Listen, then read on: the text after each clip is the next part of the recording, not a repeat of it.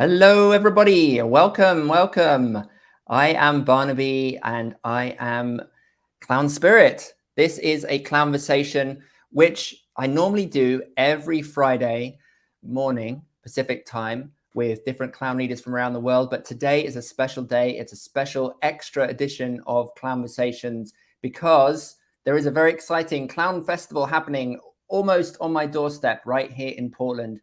And in just a few moments, we're going to be talking to a couple of the artists, Laura Loy and Julia Bray, who are part of that festival. So please stick around, don't go anywhere, and we'll be talking to them in just a second. Just a conversation with a fellow clown. It's not very serious, we're clowning around.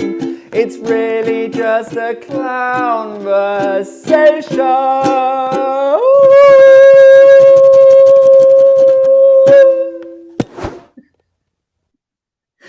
Sorry about that. All right, so here we are again with another Clown-versation, and welcome to you all listening and watching wherever you are. You're so welcome to my Clown Spirit channel.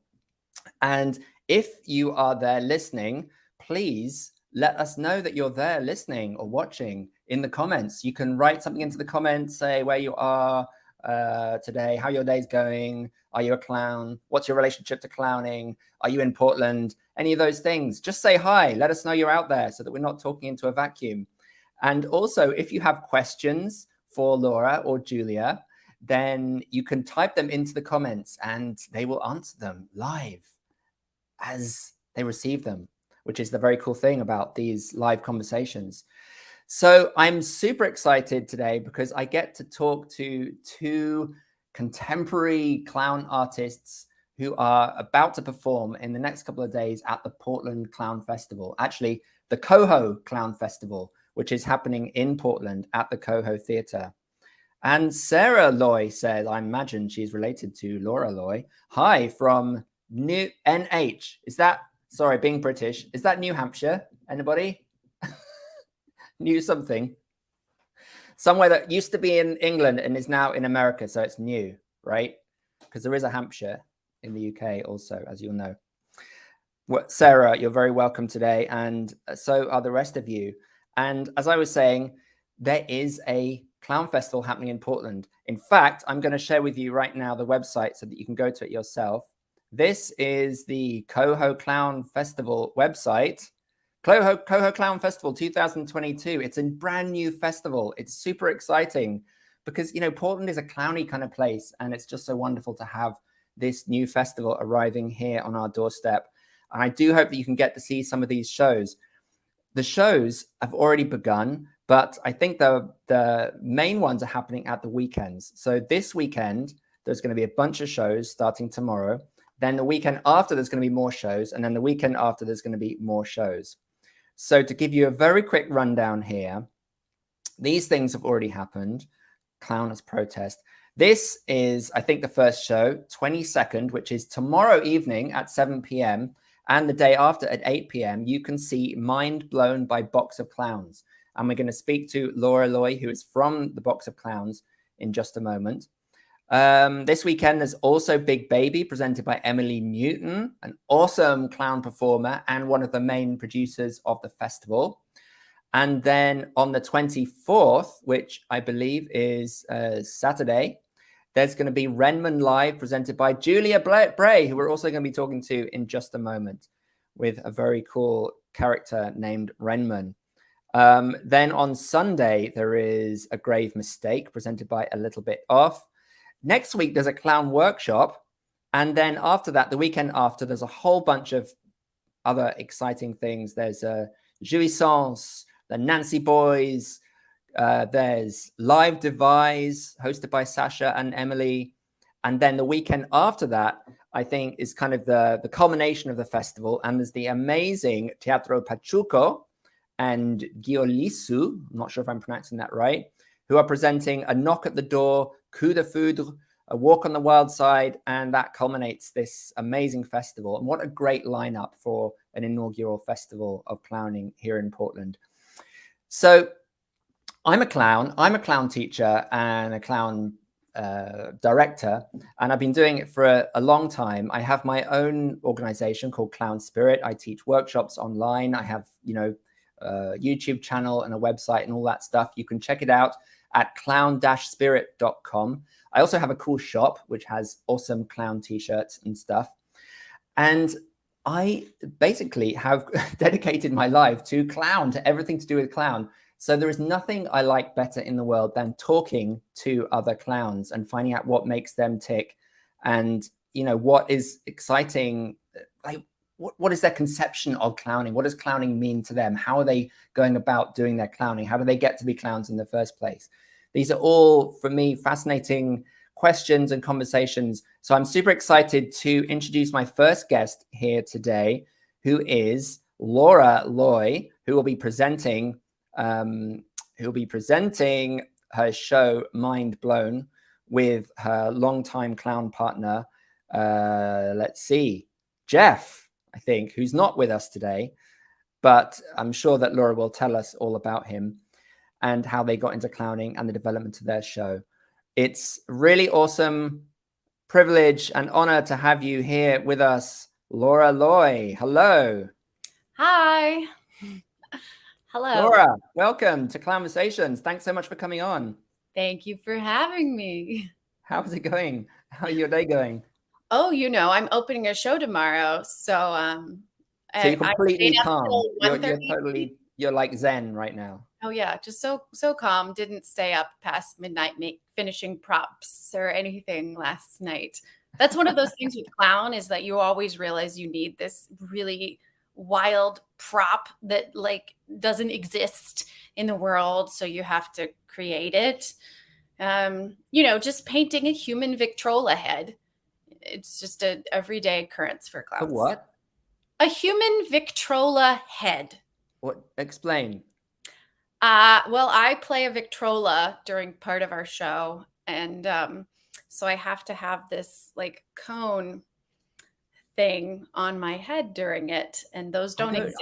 I feeling very stupid now because I don't even know what a Victrola is. Oh, it's like an old-fashioned record player. Imagine a gramophone horn. Yeah. We never actually say Victrola in the show, so that's just for myself to think of it that way. That's how I think about the piece. Okay, so you play. Is this the weirdest prop in the show, or are there other even weirder props? There are weirder props. I like the sound of this show. Yeah, we have a lot of interesting props. We're playing. Mind Blown is kind of a surrealist take on surrealism at its core. So there's a lot of playing with everyday items and then putting them in juxtaposition with other items and seeing how the play happens between them. Just, basic surrealism is comparing two things that don't necessarily go together. And then the show kind of takes that to kind of a bigger level with these two characters who are two separate entities and what happens when they meet each other, and really playing with that. And we think we're trying. This is our attempt at fifth dimensional storytelling, which is very tricky because human brains can't conceptualize the fifth dimension. If you look at a fifth dimensional cube, it moves. If you see a mathematical representation of it, it's like this cube, except it's wrong. So we're really playing with time and space and how we can use that in telling the story, which the surrealist movement of the early 20th century kind of was also playing a lot with this idea.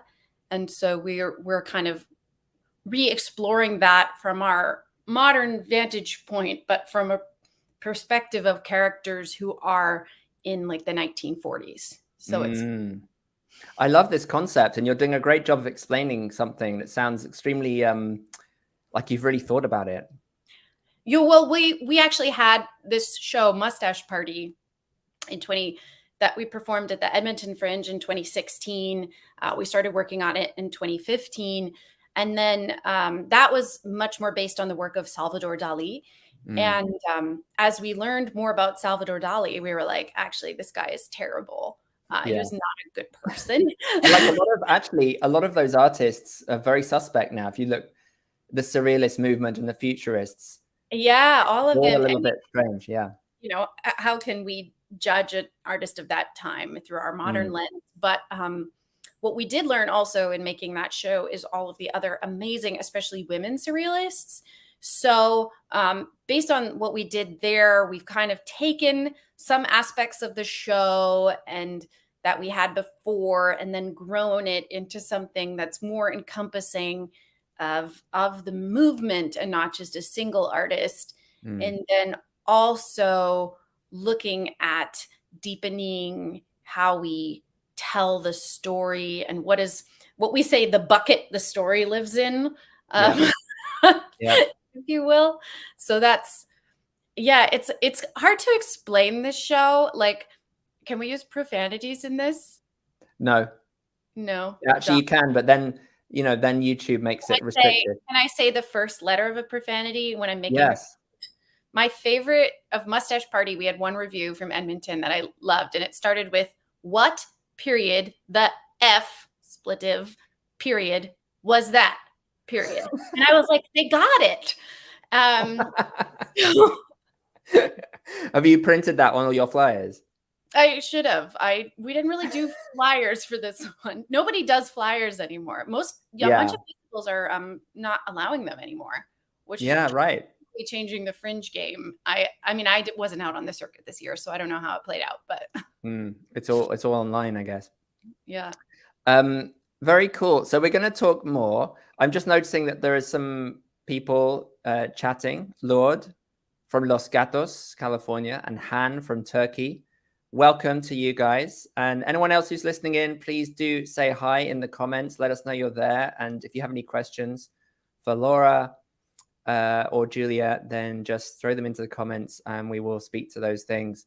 I've got lots more questions to ask you, Laura, but I would like to bring on our other guest so that she doesn't feel too lonely backstage. She's probably getting drunk in the green room right now and all that. The free booze that we give them. See that in the virtual green room. Dance, oh dance. Hello. Oh, Justby from West Lynn. Hi. West Lynn is in Portland, right? West Lynn is a part of Portland, or it's near Portland. Suburb of Portland. Justby. So hi, Justby. You're a local, so I hope you're going to be coming to the festival. It'd be great to. And Audrey from Nevada. Okay, you're not local. Well, I guess local-ish. I mean, it would only take you a couple of days to drive here, so no excuses. You're very, very welcome, all of you. Please do chime in with questions, because at some point I'm going to run out of questions, and it'd be great to have some more intelligence around here in general with a bunch of clowns that we are. So I would like to introduce our next guest, who is the amazing Julia Bray. First, I'm just going to show you what she looks like in her show, because, oh no, hang on, I'm going to have to go back. Here, that is Julia Bray, everybody, in character as Renman. And here is the real Julia. Oh, hang on, I've got to get rid of that one. There she is. Hi, Julia. Hi. How's you it don't going? look anything like that. You must be you must be an actor. Yeah, I've been having a lot of fun with disappearing into the grotesque of Renman. There's a lot of freedom in getting to look nothing like myself on stage. Totally. Yeah, I've always wanted to do that, actually, but my clown always ends up looking a lot like me, which is Yes. Oh well. Yeah. So how did that character get born? Well, I was invited from CoHo, the theater that we're doing this festival with, to participate in something called Nightlife, which is a streaming platform that they started through the pandemic. And Mm. the only requirement of my participation was that I engage with Twitch. And are you Okay. familiar with Twitch? Mm-hmm. Yeah. So like a streaming platform, right? But that's primarily used for like gaming at the beginning of it. And so I wanted to create a kind of meta performance that was a Twitch streamer, Twitch streaming. Okay. But I was like, but I don't want it to just be some bro or some, like I do a lot of character work and a lot of comedy characters. And I came up with, wouldn't it be great to have a goblin who is a Twitch streamer, who is just, engaging with modern day humans, but with a really unique perspective of living, he's 2,200 years old and he's been around a long time, and he has some really unique perspectives on different values coming from the goblin community. And so he was born as Renman, short for Renaissance Man, because his Twitch stream was, he had many talents and many different interests. And it was just like kind of a vehicle for me as an artist to be like, I get to do whatever I want, which is sort of in the clowning spirit for me of like permission-based play. I get to just kind of go into any direction that Renman feels like going in. There's no limits. He doesn't have to be an expert in it. He just gets to explore. So I did that show back in March, and Renman was born on the internet.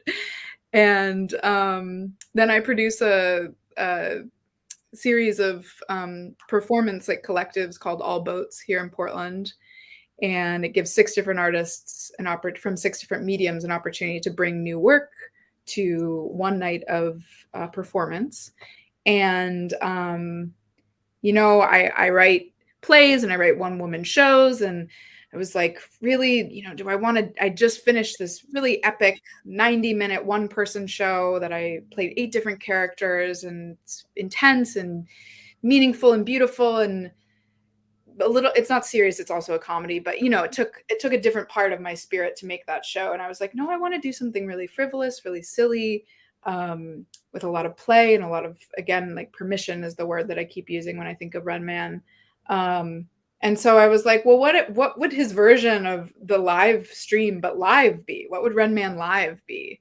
And then this character just started coming of like this being who is a goblin, but a stand-up comic. Like, I think being an actor and being a person who's been in, comedy and improv for a while, like that striving that goes into the industry of being an actor and, the auditions and the open mics and the circuit, it's such grinding, like grueling work. But the idea of putting a character through that, like the character of Renman striving to build his career is like very funny to me.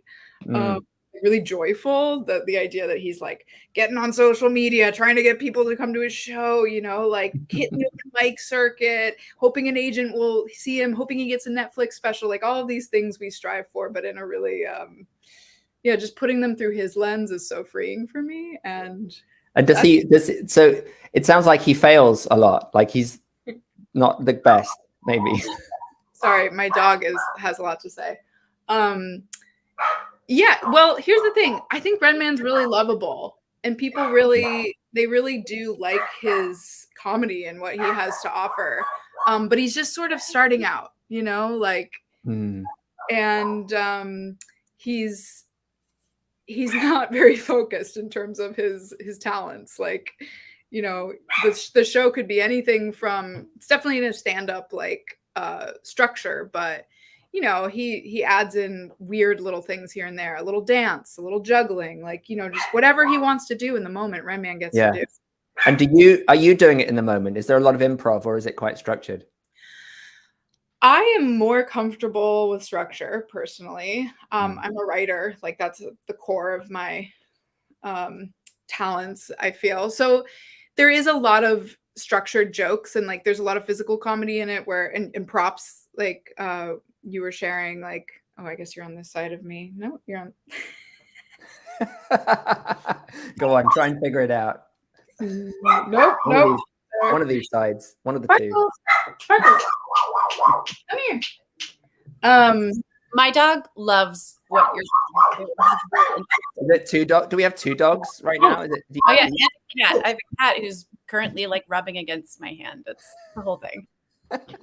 Now we've lost Julia. It's just her chair. Oh, she's back again. It's just, Sparkles is really vocal. Well, to answer your question, there's a lot of there are moments of improv, especially when I'm doing audience interaction bits. Yeah, sure.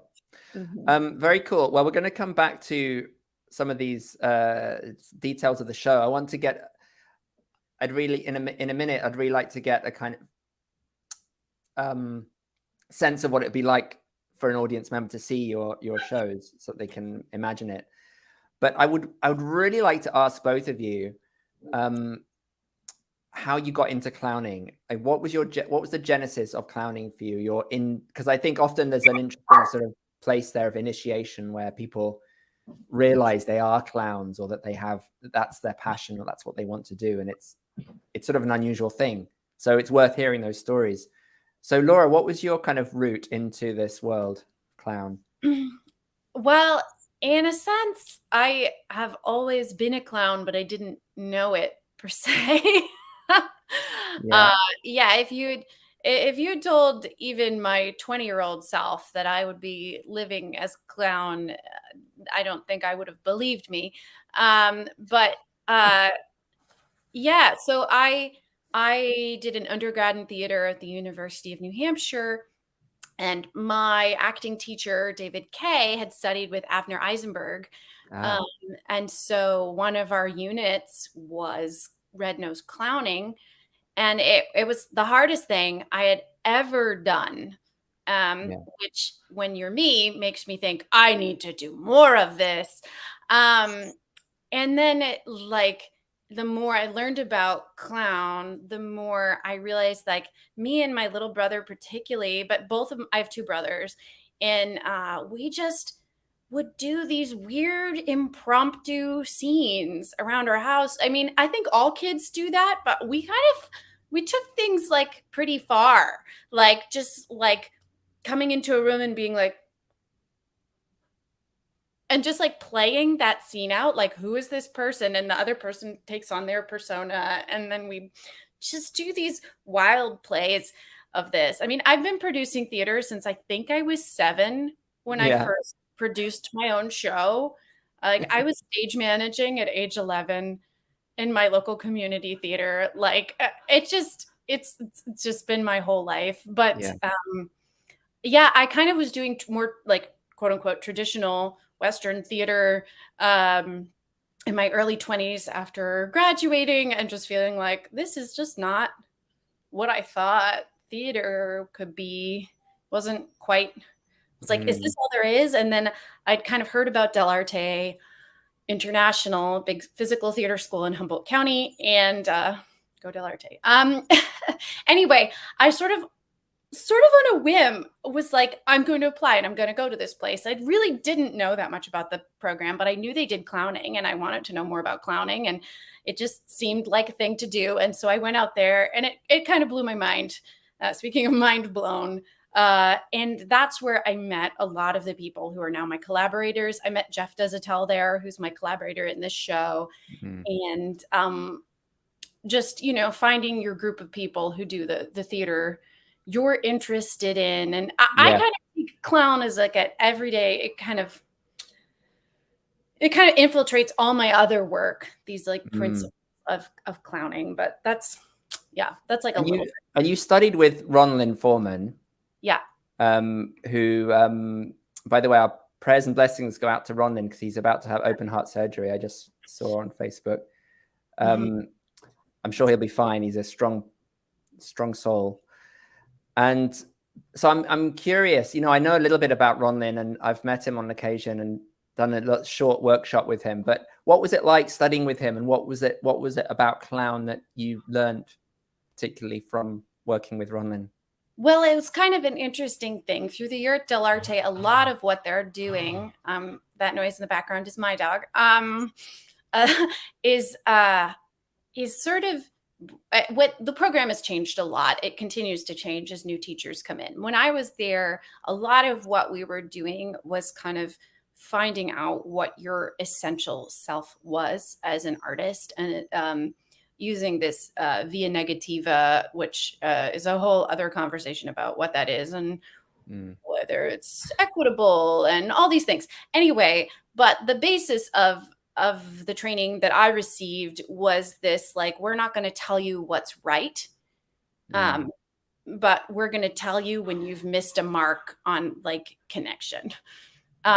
So by the time we got to the clown unit, which was one of the last ones, I'd finally gotten to a point where I was like, I'm not trying to please these teachers. I can't please these teachers. There's no way to do it. I'm a bit of a people pleaser person. And so that was just this time to be like, well, screw it. I'm going to do what I want now. And that kind of, my clown character Victoria, who I've maybe played with the most, she's in one of Box of Clowns' shows. She kind of came out of that being like the perfectionist side of me, and doing that. I don't know if I'm really talking about the clown training. The clown training is like just being the most in touch with you, so that you can use that to pull out this. I mean, I see most of my clown work as pulling out one specific tiny thing and then blowing it up. And then using, like, Victoria's a red-nosed clown, so red nose, of course, is its own thing. The world. And is it Victoria in this show that you're doing? Victoria is not in the show that I'm doing now. Okay. We do clowning in it, but not with that character. And so is it red nose clowning in this show, or do you go without the nose? No red nose in this particular show. There used to be in its original conception, and it just didn't make sense, actually. So we're using, it's interesting because Jeff and I both love absurdism, but absurdism and like red nose clown with this, like, when you fail, you succeed. When you succeed, you fail. This eternally hopeful bubble that comes with clowning is somewhat at odds with the surrealist movement, which was like nothing. It was almost Dada, not quite, but like surrealism was really looking at, does anything mean anything? And so I hope that we've infused our like more hopeful take on the world into what we're doing now. But I don't know if that answers your question. Yeah, it does. It's really interesting, because this idea of hope and optimism, which I love, you know, as an attribute of clowning, that the clown is endlessly resilient and bounces back, right? And they can be crestfallen or downhearted for a very short period of time, and that's okay. But then they always come back with optimism again. It's always like, right, try again, endlessly. And I think that there is something absurd about that, right? There's something which is quite congruent with surrealism.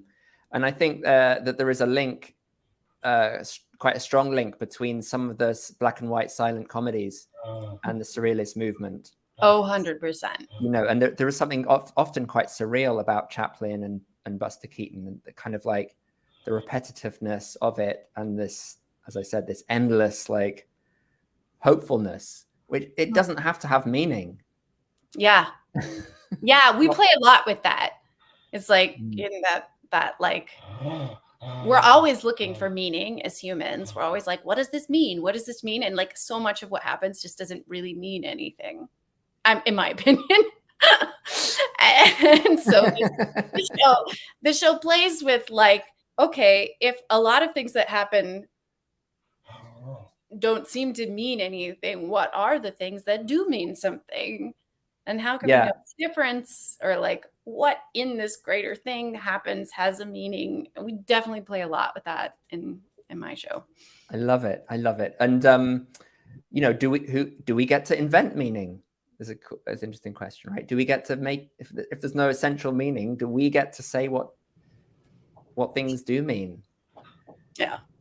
And what of that is kind of given to us and is not negotiable? Yeah, it's a whole thing. Cool. Well, this is a really interesting line of conversation. So we'll come back to that, and hopefully there'll be threads. So let me switch over to you, Julia, and ask you the same question about how your initiation into clowning kind of came about. Sure. Well, I feel like Renman has almost initiated me into clowning. Oh, wow. Okay. In a way. I do have, like, my background is also in theater. I went to NYU, Tisch School of the Arts, and Nice. I studied all sorts of things, musical theater, Shakespeare, and then experimental theater. And when I went to the International Theater Wing in Amsterdam, we had a clowning unit. And yeah, that was really my most formal training and introduction to clowning. And this little clown is the Sparkle Moon. Okay, there you go. Who was the teacher? Was there a particular teacher there? There was, and I did some Googling, and I can't remember their name. Or maybe it's not important anyway, it doesn't matter. I'm just curious. But Kevin Polke ran the program, and he's a big staple of experimental theater wing and just such a huge influence on my creative process in general. And my favorite part of the program in the ETW wing was the self-scripting part of the program, which was led by a teacher named Paul Binnerts, and all about, sort of what you were just speaking about, of like, going deeply inside and taking a story and a narrative and then pulling out themes and kind of doing this like repetitive process with finding how to theatricalize it and what form it wanted to take. And that was sort of when I started doing character work, was like creating characters out of scenarios that had happened in my life. And so, yeah, I mean, from a young age, like I really loved clowns. My dad would come into my second grade, like second grade classroom and teach people how to put clown makeup on, and we'd all go to the circus together. And wow. I was similarly like producing work at a very young age, like wrote a play called The Meanest Greenest Substitute based on real experiences, and produced that in third grade. Big claim to fame there. But yeah, like my father is a huge influence. He also Oh, that was very funny, very surreal. Hack cat. That was fantastic. He's also an actor and creator and artist here in the city, and definitely a big clowny guy. So that's a huge influence on my work and character building. But yeah, I almost feel like I have less of a traditional clown background. But it's like Renman in performing him and building a relationship with this character. It's all of a sudden me looking at him and being like, that's a clown. There's a clown that came out of me. Like, oh, fun, and this is opening doors for me to like deepen my clown education, which feels really exciting. I'm not sure if you mentioned this or if it's just my imagination, because I don't have a very good grasp on reality sometimes, but it feels very like it looks kind of Buffon a little to me. The images, like it looks, you're playing with this grotesque, this aesthetic with this character, and I'm curious whether the character, because for me, clown, the thing that differentiates clown from Buffon is primarily that clown is more of the jokes on the clown, right? The joke that the clown is sort of low status and is allowing the audience to laugh at them, whereas Buffon tends to turn the tables and be kind of like making fun of the audience and and there's some vulnerability in that, of course, but does Renman sit more in one or the other, would you say? Yeah, I would say you're right, especially like leaning more towards Buffon, especially since there's a quality of the stand-up comic that's very much about like roasting the audience or the hot takes, and like that interaction is really important both in both techniques as you're talking about, but I do feel like, yeah, he definitely has an opinion on the audience that's different than like just being a vehicle for people to laugh. Do you know what I mean? Yeah. Interesting. Okay, let's take a break just for people to ask questions. Nobody has yet, but you guys listening, if you have questions for Laura or Julia, just throw them into the comments, and we will speak to those as well. And also, if you guys have any questions for each other that pop up, like curiosities, just, I don't know, put up your hand. No, don't do that. that would be weird. Just you know, force your way into the conversation in some way, and join in. Laura, I kind of I'm curious about the via negativa conversation that you kind of alluded to earlier, because it's something that comes up a lot when I'm in these conversations. Maybe particularly in relation to how you feel it benefited you or not. Yeah. Well, there were definitely, like, I learned a lot using that technique. I will just put this out there that I do not believe via negativa to be particularly trauma informed, or inducing. and that I think it tends to be a bit, it favors people who aren't marginalized. And I'm just going to put that out there. And if you want to learn about via negativa some other time, you can. And I'm not going to go into the nuts and bolts of it right now.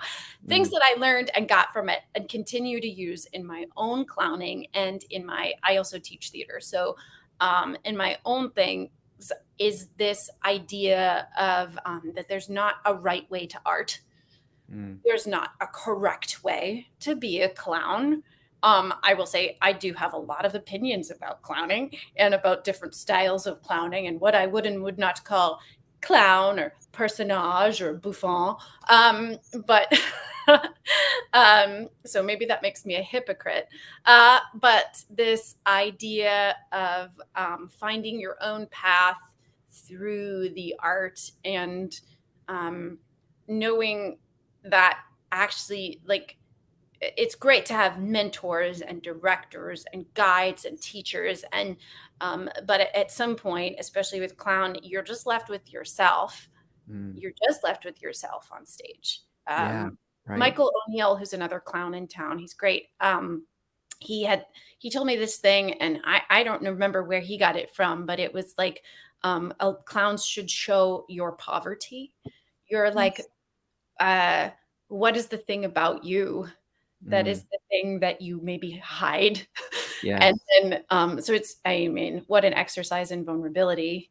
But that's, I think, what via negativa is working towards, is this ultimate vulnerability and ability to connect with the image of yourself, because what else is art but sharing, like, the deepest bit of ourselves, the most human part of ourselves with others. And like, we used to have this, I think it's a Ronlin quote. We used to have it inside of my cabinet. So Jeff and I have been housemates on and off over the last 10 years. And we sometimes have like weird clown things around. Always have weird clown things around. Are you sure you want to tell us about this? We want the people to run from the theater saying, I want to be as real as the clowns. Like, that's the goal. Clowns live in a hyper reality, a reality that's more real than real, that allows us to experience our like deepest humanity. And the cat is licking my lunch bowl. That's real. Sorry. That's real right there. Right now. Anyway. Yes. Yeah. Beautifully put. I love that. And that links very nicely to a thought I had about Renman as well, Julia, which was that, I mean, it's you, right? To some extent, like I didn't realize that the Renaissance man was the kind of reference allusion there with Renman, and it makes sense. But it seems to me that you are a Renaissance woman in the sense that you do everything. Yeah. I only realized like that he was that aspect of myself when I sent over my bio to CoHo as an artist and was like, Julia Bray is a Renaissance woman. And I was like, oh, this is just, yeah, one aspect of that. But it's true. I am like a very, pride myself on being chaotically interested in many different facets of theater and performance. You know, and Renman, if you come to the show, you'll see that, yeah, he's got a little musical theater in there, just like I have in my training. You know, he's got just a wide variety of interests. The juggling. So, yeah, not very well, but yes. That doesn't matter, right? Yeah, he gets to fail, you know? He gets to fail. Yeah. And not all clowns juggle. Can we put it into the world? That's the first question everyone asks me. And when I tell them I'm a clown, they're like, oh, you juggle? And I was like, no, I didn't say I was a juggler. I said I was a clown. Anyway, sorry. Tangent. Continue. No, it's really interesting. There's so much weird overlap and confusion between these things, right? There was, I was watching, I'm going to get his name wrong because I only just come across him. I think is his name Shang Wong, he's a stand-up comedian who has a recent Netflix special. And I only just came across him very, very recently in his beautiful show. But he says that his mother doesn't really understand what a stand-up comic is. She describes him as a clown with words. Like she literally, that's how she describes him to her friends. I love that. So good. But I kind of like all these weird crossovers, like clowns that juggle, and there are clowns that juggle and clowns that don't juggle, and you know, clowns that have words and clowns that don't have words. There's really, in a way, clowns maybe have that nature that they are a little bit of everything and nothing at the same time, and they can kind of weave in and out of all kinds of other practices and disciplines and sort of take them seriously or parody them as they wish. Why do you consider, Julia, do you consider Renman to be a drag performance? That's a great question. Not really, no. I mean, goblin. Maybe gender isn't really a big issue. Yeah, because he's a goblin. And also I think like in my own gender expression, I'm like, oh, he's just another facet of my weird infinite gender spectrum, you know, like he definitely lives inside of me, you know. The most fun part about being Renman is like becoming him so deeply that people who've known me for a very long time don't know it's me. And I did a performance in New York, and a friend came and saw me beforehand, and then at the end came up to a group of friends and was like, I thought I could have sworn Julia was performing tonight. I'm so upset that I missed her. She was like, that was the goblin. Like, she did perform. And this person who's known me for 10 plus years was just like, what? Like, what? Mind blown. You know, yeah. I mean, that to me is like the most fun part about performing this particular character, is that it's so far from, especially like as an actor and being more in the mainstream industry of, you know, film and television, someone who like has been told how I have to look and what sort of, you know, archetype and what roles I can or cannot play based on how I look, and then getting to play a character that's just such a departure from beauty standards and allowing me to just be totally absurd is really fun. Yeah, that's awesome. I feel like there's there's always these connections that come up, but there's this kind of obvious connection between your two shows that for me has to do with that you're sort of taking clown, but you're just reaching into these whole other areas of what clowning could possibly be. you know, for you with Laura, it's this kind of, well, one aspect of it is this kind of connection with surrealism, and for you, Julia, it's to do with the grotesque and the link, the kind of connection with stand-up and the journey through stand-up, right? And then linking that to this kind of grotesque character. And I just love, and I'm so excited that, you know, people are just doing such cool things with clown. I think it's really amazing. So I just want to say thank you to both of you for your amazing work. And and people who are listening and watching this, please go and see these shows. Just let's wrap up by just, if you could, giving like a little tiny snippet, not of the show itself, but of what would it be like for an audience member? What are they going to get if they come and see your show? Julia, could you start? What kind of experience are people going to have? Yeah, you're going to be thrown into like a mediocre stand-up set performed by a 2,200-year-old goblin who is really gonna try and get you on his side. You know, he really wants you to like him and root for his career arc. And afterwards, he'll be signing autographs of hedgehogs. On hedgehogs or of hedgehogs? Oh, headshots. His headshots. I thought it was hedgehogs. hedgehogs. I thought you said hedgehogs. And I got really excited. I was like, I love hedgehogs. Yeah, that would be amazing. I'm looking for. Oh, they're right here. Just give me one moment, please. Maybe that could be a joke. He's got lots of hedgehogs and he's signing them. And when people ask him why he's signing hedgehogs, he could be like, "Oh, somebody said hedgehogs. Oh, it must be headshots." Yeah, he got a little confused, which is perfect as a goblin. So you know, you can put. Oh my gosh!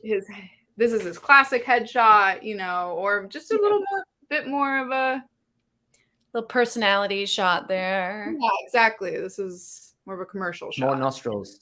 It looks like, yeah. A bit more nostrils. More nostrils, the better. Yeah. Well, I'm laughing already just listening to your kind of description. I like mediocrity and people wanting to be liked. That's what we're all like deep down. True. So thank you for that, Julia. Laura, what would it be sort of like to come and see your show? You know, I find the show hard to describe because it goes through all sorts of things. But one of the basic tenets of surrealism is a dreamlike state. And so I think if people can remember that, that will be kind of like a guiding principle of what this is like. But it's sort of, the show starts somewhere that is recognizable, and then you get sucked further and further away from reality until you're in this fully surreal world. And it's funny and weird and bizarre, and your mind will be blown. And your mind will be blown. It looks at this idea of a lot of it is sort of Jeff and I are very interested in time and space. And so we've done what we can to break them. I don't know if that is a good... I love it. I think, it's an hour and you'll just get sucked in and be out and then get spit out at the end, having seen some things and laughed a bit and hopefully made some connections. Yes. It sounds like a really amazing, just like overflowing box of cool stuff. A box of clowns. box of clowns. So let's be really clear for everyone what the dates are. So you are presenting Mind Blown tomorrow and Friday, right? Thursday and Friday. Yeah, and on Friday and it looks like it's 7 o'clock tomorrow and 8 on Friday. Yeah, and on Friday, definitely come early or to Renman Live early because Emily Newton is doing her big baby beforehand, and you don't want to miss it. And also, can I just plug that the tickets for this festival are pay what you will, so there's just no excuse not to come out. You know, I would rather see you there and you pay nothing to see the show and you just come and see it. You know, obviously, if you can afford it, put some money down. But yeah, we just want everybody to see clowns. This is a very disturbing picture. Yeah. I Emily or somebody else. But it is. I was really hopeful that Emily and I would be like kind of on the same bill. Yeah. You know, and just be one big act because I so admire her work and in awe of her clowning. So I was like, please, like, I hope we can just kind of combine. But they, you know, for other reasons, like build us as two separate shows. But we're very much collaborating to get people to stay for one another's shows. So yes, thank you for shouting her out because I really hope people come for both. Awesome. Good to know. And your show is at 8 o'clock, Julia, on the 24th. Yeah. Which is Saturday. Yeah. Right. Mm-hmm, and so yeah, so you can go see Big Baby right before either of those shows. So you can go and see it on the 23rd at 7 and then go and see Mind Blown at 8 on the 23rd, or you can go see Big Baby at 7 on the 24th and then see Julia doing Renman Live at 8 on Saturday. So it'll be a double bill kind of thing for either way, or just go see all of them. I think that's the best thing to do. Yeah, I'm so excited. The tickets being, go on. Oh, just that this festival is happening. It's really showcasing so much of the cool clown work. Portland has a lot of clowns, but we have really expensive theater spaces, and clowning doesn't make money. Generally speaking, from a production standpoint. So just a lot of our Portland clowns just don't get on in front of audiences, big audiences very often. It's like harder to find the shows. And it's just such an important thing for Portlanders to be able to share their work in town. A lot of us mostly produce out of town because it's cheaper. So big up to CoHo for doing that. And I know Emily and Sasha are doing a huge amount. You know, I took a clown workshop with Giovanni Fassetti a few months ago that Emily in particular had set up. And so she's doing great things. And thanks to all those folks at the CoHo, as well as individual tickets with our pay what you can also get a pass, Festival Fast Pass, which is also pay what you can. You know, there's a whole range of prices for a pass that will get you into all the shows. And I think you get like a free red nose, and at a certain level you get a free drink and some kind of clown merchandise as well. So they've really put it together amazingly well for this festival. Really, really fantastic job. And okay, I think it's time to say goodbye. Very sad because I feel like we could just keep talking forever about clowning. And I love those conversations. So thank you for indulging me. Thanks for having this. It's exciting about clowning. We love clowning. So come, we'll see you all at the shows over the next couple of days, folks. And so I'm going to say goodbye to you guys now, and I'll do a little goodbye to everybody else. Goodbye, Julia. Goodbye, Laura. And goodbye, all of you. I'm going to be back here probably tomorrow talking to some other festival artists and the festival organizers as well. So stick around, and who knows, you may win some special free prize or some special offer that we'll be giving away at the next one. We're cooking something up. So have an awesome day wherever you are. Keep clowning as always, and bye for now.